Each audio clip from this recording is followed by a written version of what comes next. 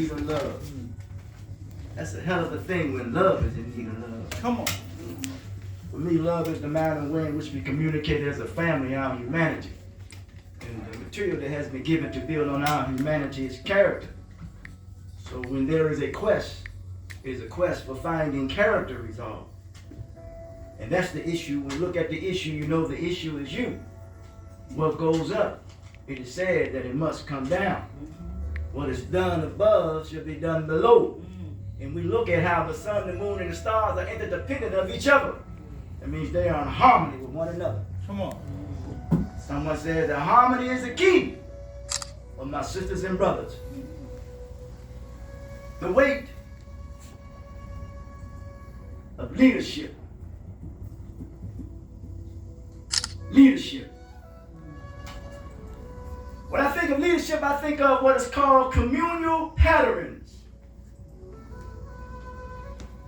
Communal patterns are the frameworks through which societies establish their shared customs, behaviors, and values.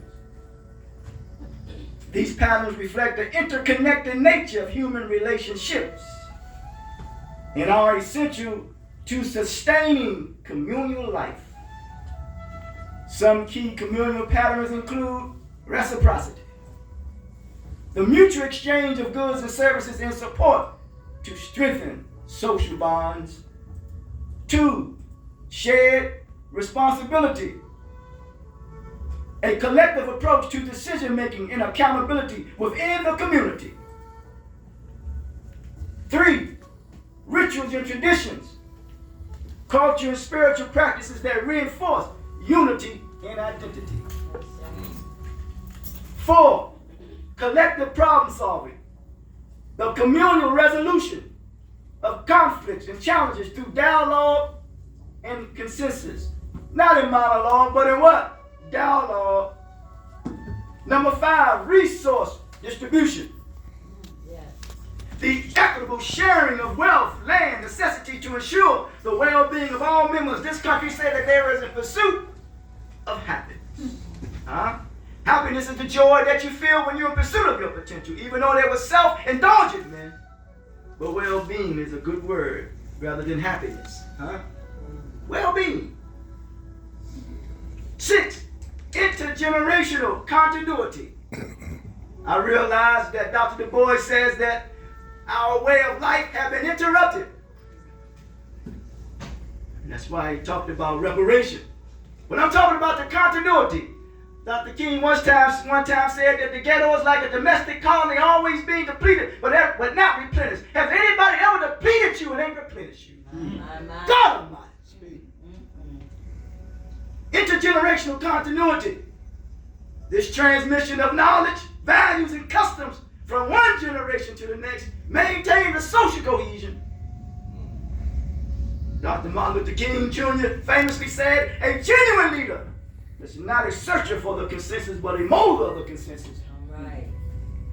This quote emphasized that true leaders don't passively seek agreement, but actively shape and guide the people toward a shared understanding and purpose. You always have to have an aim, a goal, and a purpose. All right. We'll break it down a little more in detail. A genuine leader is not a searcher of consensus, but a molder of consensus. This part highlights a true leader doesn't simply aim to find whoever agrees on anyone who agrees, but instead actively shapes the outcome. That's good. But a molder of consensus, this emphasizes that a leader has the responsibility to guide and influence others toward a common goal, rather than simply waiting for a consensus to emerge. Ain't that something?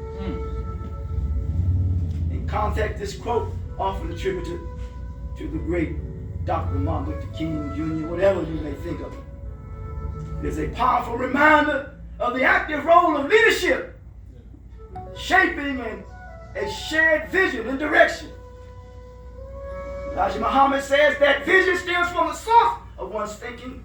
Maybe we got to get away from stinking thinking. Significance suggests that true leadership involves not only listening to diverse perspectives, but also having a vision and conviction to guide people toward a desired outcome. From a historical perspective, the African American experience has been one of resilience and psychological resistance to oppression. This paradigm shift is deeply connected to the reconstruction of both communal and individual progress. Emphasized in the book that I wrote, Overcoming the Mentally Enslaved, Encaged, and Enraged. We want to find character resolve.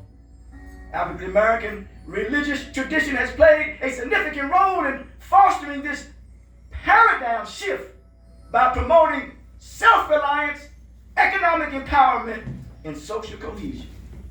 By understanding the historical foundation of African American resilience, we can recognize the importance of reconstructing communal progress. You hear what I just said? I said reconstruct communal progress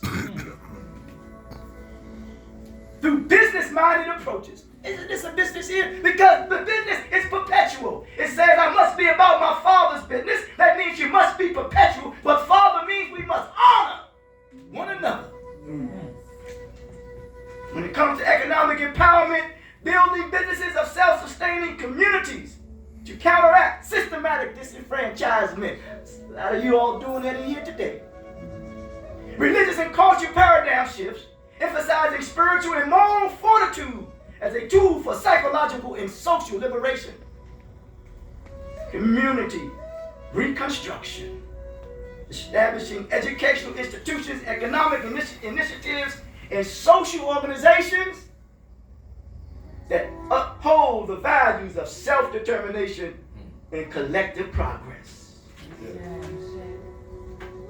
We have just made laws, a brother by the name of George Foreman, and I very rarely get into stuff like that, because nobody should be more celebrated than the next individual.